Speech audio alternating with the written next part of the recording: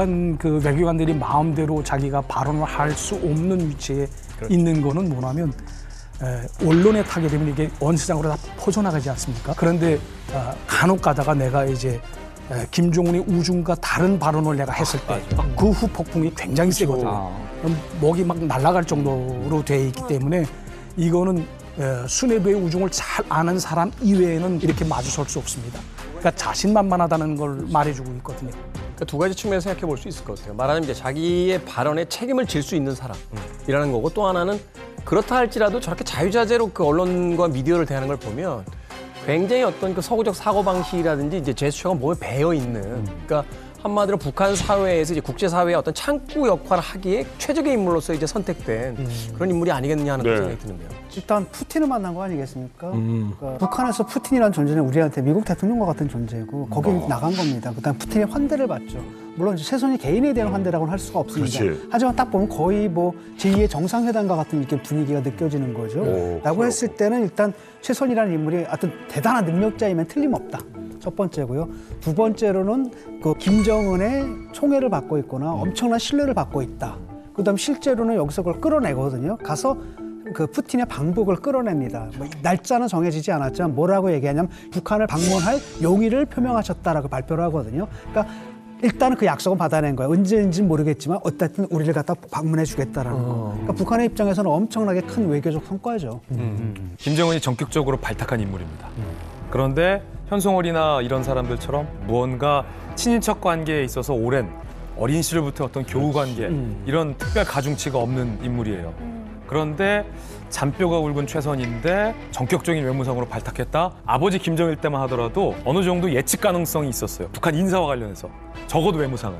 왜냐하면 외무상이 되려면 일단 미국 통이어야 돼요. 미국에 대해서 오랜 실무 경험을 잘 쌓아왔던 사람이 외무상이 돼야 돼요. 최선이라는 여성을 외무상에 발탁했다는 거예요.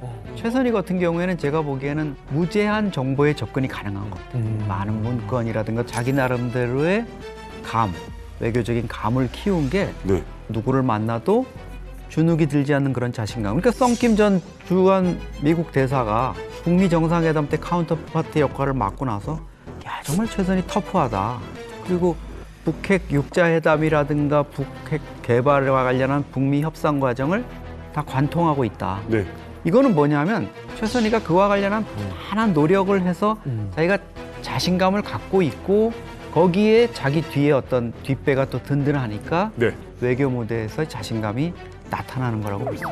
그 센터장님께서 정말 좋은 말씀하셨는데 지금 그 썬킴 이름이 좀 헷갈리는데 저 학교 선배이기도 해요. 진짜? 진짜로?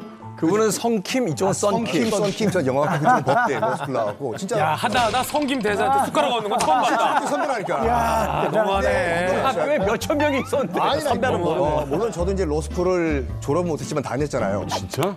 네, 진짜로. 성킴 전 주한 미 대사 같은 경우에는 미국 변호사였지 않았습니까? 평생을 검사, 율사로 살아왔던 성킴 전 주한 미 대사를 눌러버렸잖아요. 뭐냐면 기싸움에서 이긴 거예요. 왜냐하면 최선희 외무상은 영어는 잘하지만 비원어민이거든요.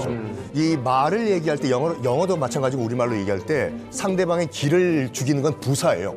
보면 그 특히 이제 strongly, very 여기 액센트를 팍팍 넣거든요.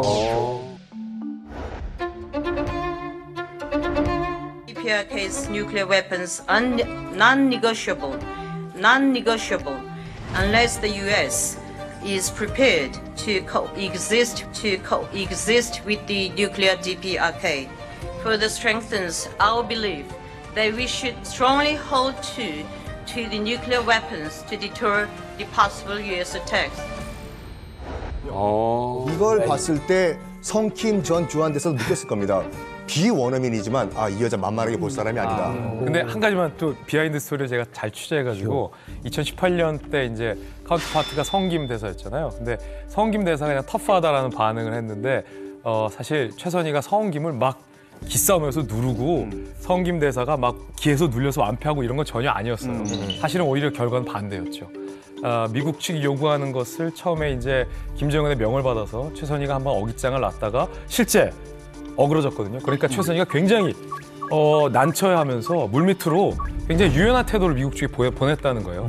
북한과 이 미국 간의 정상회담이 이어지는 그 테이블상에서 김정은에게 최선희가 굉장한 꾸지람도 받고 막 재떨이 날아가는 소리도 기자들 들었거든요. 그런데도 불구하고 최선희가 끊임없이 김정은을 부드럽게 설득하는 역할을 했었다는 거죠. 근데 그게 미국 측에서 무언가 대화의 여지를 살리려면 북한이 전향적인 모습을 보여야 된다라는 요구를 계속 했는데 그 역할을 최선희가 굉장히 소프트하게 받아들이고 그걸 김정은의 귀에 거슬리지 않을 정도로 잘 조언을 했었다. 그래서 그 당시에선 김정은이 최선희를 깼지만 이후에 김정은이 냉정하게 차갑게 생각해봤을 때 그래도 최선희 동무의 말을 내가 듣는 게 낫겠구나 라는 판단을 할 정도의 유연성이 있는 인물이다. 이게 좀 정확한 표현 같아요.